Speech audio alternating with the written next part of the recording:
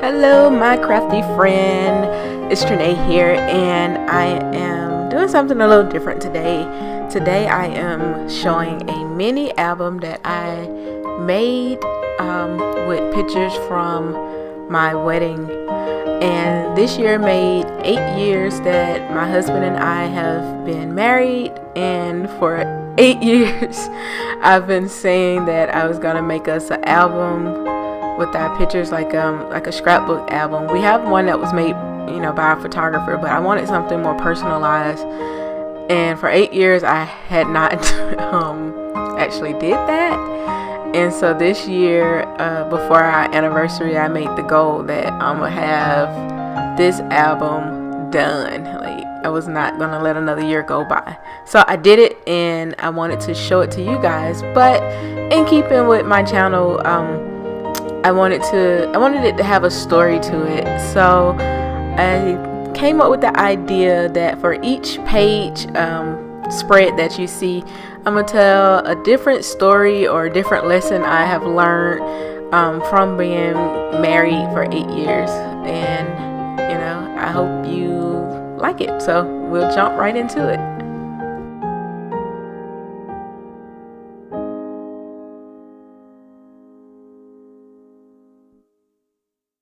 So as I create the cover page for the album, it makes me think about basically the beginning of your marriage journey.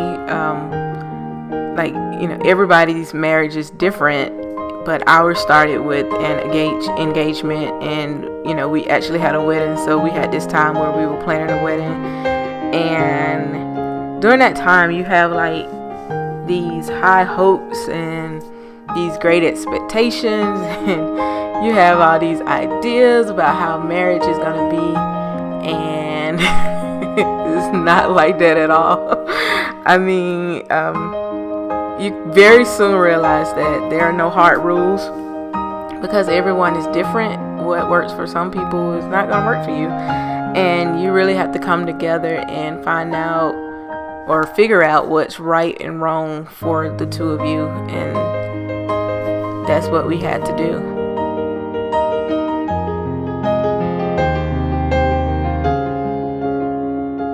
So the first thing that I've learned is to make your own traditions,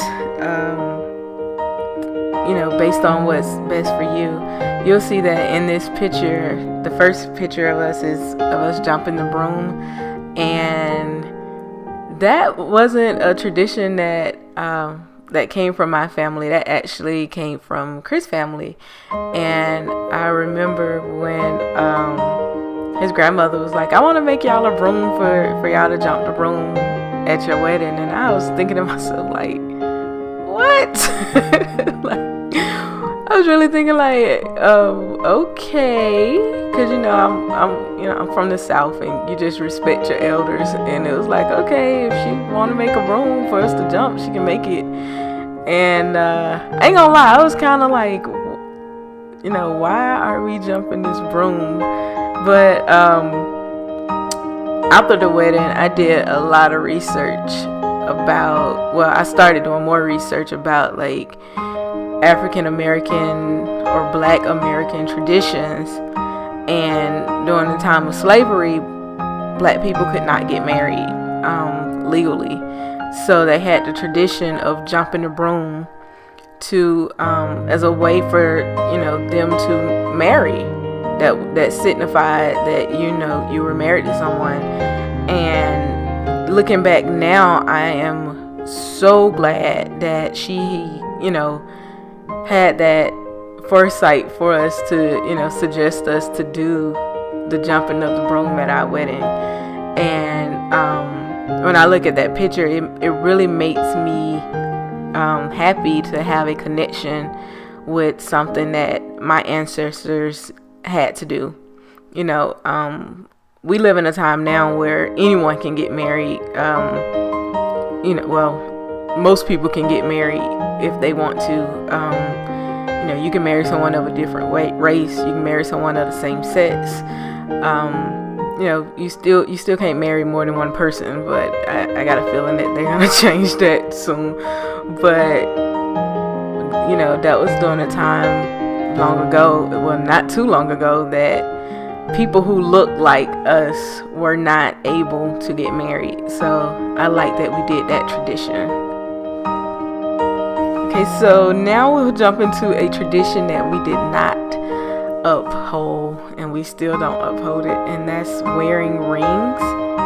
I'm not a jewelry person to begin with, and add that on top of the fact that I work with children and I am crafting a lot, so I have my hands in all type of stuff. And my husband is a nurse, so he's constantly putting his hands in gloves, taking them off. Wedding rings just did not work for us. It was just like, yeah. And it was funny because we stopped wearing the rings early on. I think we wore them throughout our honeymoon, but once it got back to like real life, where he went back to work, and at the time I was doing my internship in one of the middle schools I was working in. It just came off, and every now and then I might throw it on, but honestly, I'm not a big jewelry person to begin with. And add that on the fact that the rings were very expensive, so even though we have them insured, they were just, I don't know, I kind of sometimes feel uncomfortable wearing it, and I just don't like the tradition. And I don't think he likes it either, because I was actually the first to take my ring off, and he followed, and he's like, I don't really care. I asked, I was like, do you mind? Like, you don't take it as an insult, right? And he was like, nah, because it didn't work for him either when he went to work. So that was a tradition that we came up with. We don't wear wedding rings, and a lot of people have, like, the rumors are crazy funny. Like, with the way rumors start, people have been like, we saw them without their rings. Are they divorced? They saw them. It was a rumor going around not too long ago that we were no longer married because we both, had stopped wearing our rings. But, it's been so long now since, we wear them, that I think everybody now just knows that we're not ring people, and it's just something we don't do.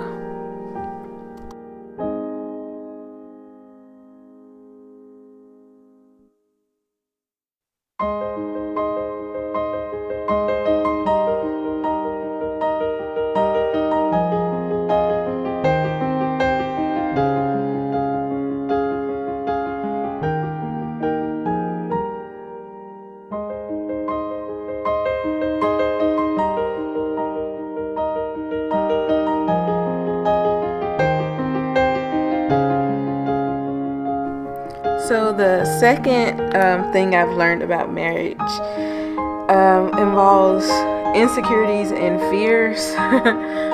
And I chose those two themes to go with this layout in particular, because as you will see for one of the pictures, we are on this like gazebo, and our legs are kind of dangling from it, and you can't tell from the picture, but beneath it is like a pond, like or no, it's not even a pond, it's like a lake. And I remember when we were taking that picture, the photographer was like, okay, I want to get a picture of y'all on the gazebo, and it was cool. I didn't mind being on the gazebo, but when he was like, okay, sit on the gazebo and then throw your legs out, I'm gonna walk around and take a picture. And like, y'all, I was so scared about having my legs dangle over that like little pond, because for one, I can't swim worth jack. Like I told y'all, I'm from Bankhead. There ain't no pools in the hood, so you didn't learn how to swim like that. So I don't really play around with water like that. So that was like a big fear of mine. And I remember like we were sitting there and I was like, he could tell I was nervous, and he was like, even the photographer can tell I was nervous, because after a point he was just like, okay, look, this ain't working, find another way to get a picture. And I was so glad when Chris said that. But he was just, I was like, what would you do if I fell in this water? And he was like, well, I'll jump in behind you. And I was like, then we both gonna die. Because I'm like, this, I know I can't swim. I probably would end up being the type that would have pulled him down. But that's my that's one of the things I've learned, is to embrace each other's embrace each other's, I can't talk now. Embrace each other's fears and insecurities, and help one another get through it, because there's so many things out there that you're gonna find out about each other, because you see each other every day and you get to learn each other. And when I notice it's something that he's uncomfortable with, like, he's not a social person. He's very introverted, and he has an outgoing, like, he's generous, but he's not like he's not an extrovert. Just, I mean, simply put, he doesn't like a lot of crowds. He doesn't like being around a whole lot of people. He likes stuff very small and intimate. And I'm the complete opposite. I like crowds.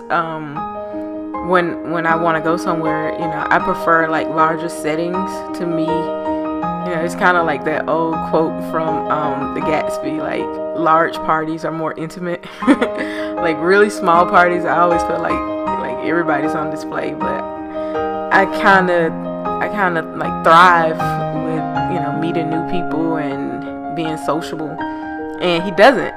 So I kind of, whenever we have to go anywhere, I'm always on the lookout, or like always like just paying attention to, like, is he feeling uncomfortable, or like, do I need to come save him? Like, especially like at like big family reunions and stuff, like especially with my family, because my family is huge, and we're a little obnoxious with it. So I know that, so I kind of look out for him with that stuff, and he looks out for me with other stuff.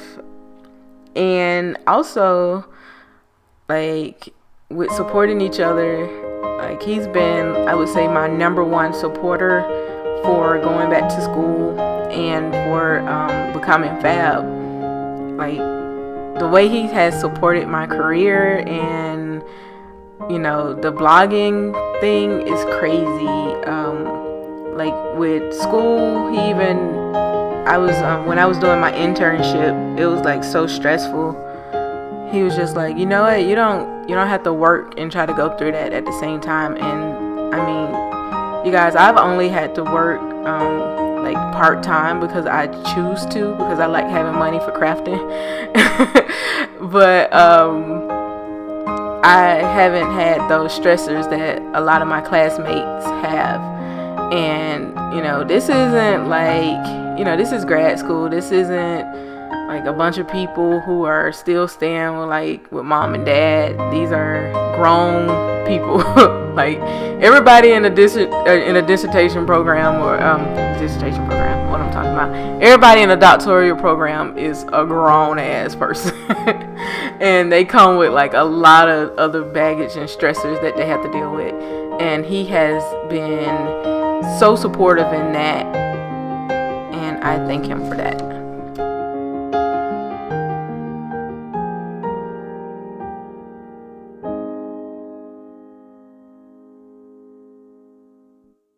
Okay, the third lesson that I have learned from being married these 8 years is, to keep other people out of your business. Okay, so don't get me wrong. Everybody needs like somebody they can talk to and to vent to about their marriage. That's just, I mean, that's just key. Like, everybody has to have that. If you're married and you don't need that, then honey, more power to you. I'm not in that type of marriage. He do stuff that drives me crazy and I need to vent about it. But what I have learned is to keep family out of your business. Don't vent to family and close friends, because sometimes your spouse can do things that you can forgive that your family and your friends can't forgive. So with me, you guys know I'm in counseling. I'm in the counseling field. I also have been through counseling, and that's where I find my support system from. Like, the cool thing about going through internship on a doctoral level is that a lot of stuff comes up and you get to deal with it, and basically it's like free counseling. Hello. But also thankfully I'm in a program to where, like, if it's something like major comes up, they do provide us with counseling services, and most colleges actually do that these days. If you're in school, and I always tell people, if you need to really vent about something, go to like a counselor or a life coach, somebody who has a professional contract that's not gonna tell your business. Because if your counselor tell your business, you can sue them. unless you're planning on harming yourself with someone, they have no reason to be telling your business.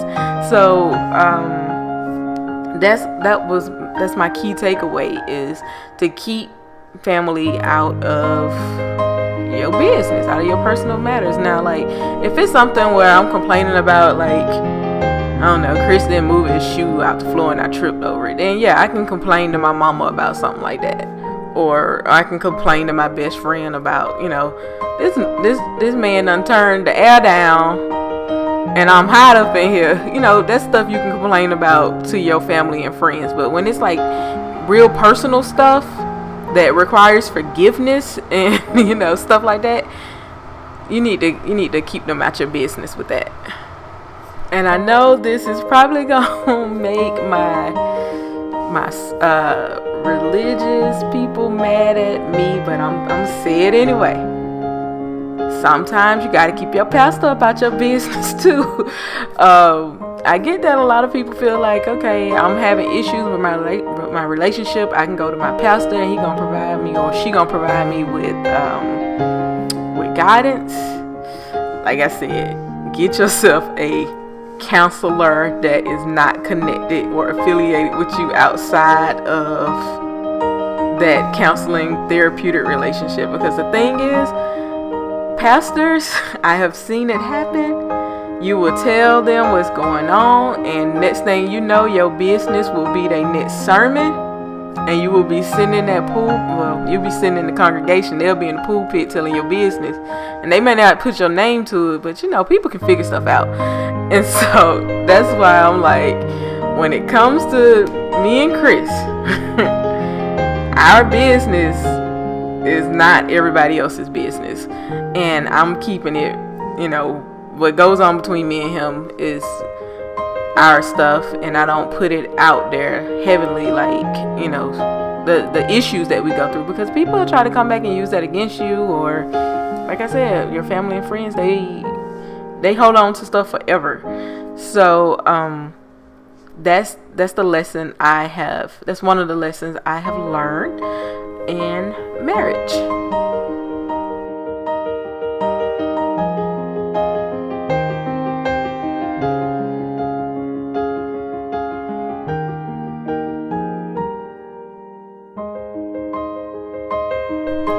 Okay, the fourth lesson that I have learned in these 8 years of marriage is about redefining what family means for me, or for us, for me and him. I have been completely transparent in the fact that we don't have children, and we are not trying to have children, and we don't want to have children. And did not, that wasn't always the case. And when we first got married, for one, this should have been a conversation that we had before we got married, but we did not. Foolishly, we did not. We made assumptions. And when we first, like within the year, I think the ideal of children started coming up in our marriage at about probably like year 2 or 3. And during that time, I wanted children. And at that point in time, he did not. So we talked about it, and we came to the conclusion that, we would give it a couple of years, like 2. And by year 5, we would come to the decision, what we were going to do about the ideal of having kids. Because I think within like the 5-year mark, I would have been almost 30. And I wanted to, have that decision made, what we were going to do. Because at this point in time, I had told him that if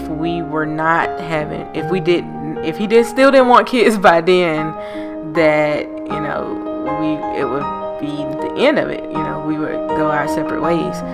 And, when that point in time came, he was more so like, let's have children. And by that time, I was like, yeah, I don't want kids. It's like, what, I changed my mind. I'm good. But he was at the point where I think he had started to kind of look forward to the ideal of having kids, and I was at the point where I didn't. So we came, back to the drawing board, and at that time I was like, well, I want to finish school first, because I was doing, that was pretty much, I think, when my internship had just started, and it was like crazy intensive. Like the internship and practicum that I had to go through was like so hard.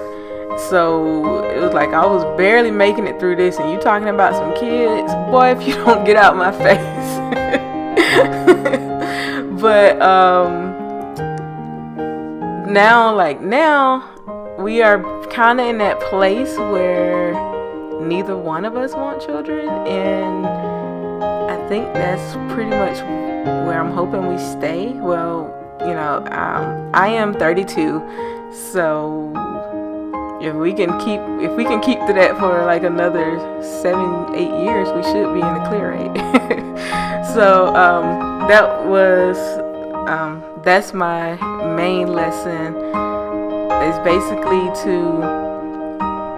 with marriage, sometimes you have to redefine what family is to you. Because like when it was during the time when I wanted children, and one time he had said something about us being a family, and I kind of snapped at him like, we ain't no family, we don't have any children, we're just 2 people that are married. We're a couple, we're not a family.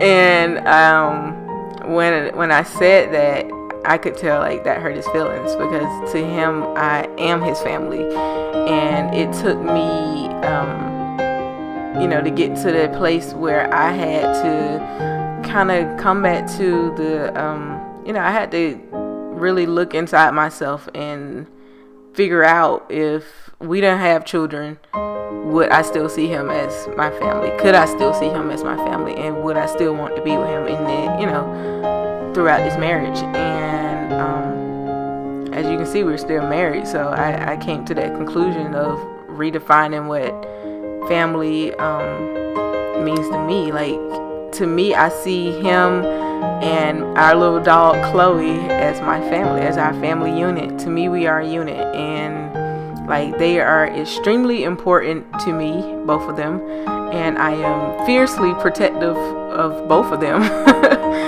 And I think you just really have to take the time to figure out what you want, and it has to be something that works for the both of you, because this is, if it's just based on what one person wants, that can really lead to resentment. And for me, I was more so caught up in the idea that I should want children than the fact that I actually wanted children, because when I started thinking about my personality, I don't like being the primary caregiver of anything. That's not really me. So I waited, and I'm glad I didn't just go with that first thought of, if this isn't my way, then I'm dipping, because I just really had to. I was more in love with the idea that I should want to be a mom than with the concept of all the things that come along with motherhood. So we have decided now that we are going to keep this household, I would say child free, but as you guys know, I guess it's like my 5th time becoming an aunt, but this is like the first time I'm an aunt where I'm a grown up, because long story, me and my sister are 12 years apart, so I was like a baby when she had her children. I was like 8. So Mackenzie's at our house all the time, so it's not really all that child free, but it's somewhat child free.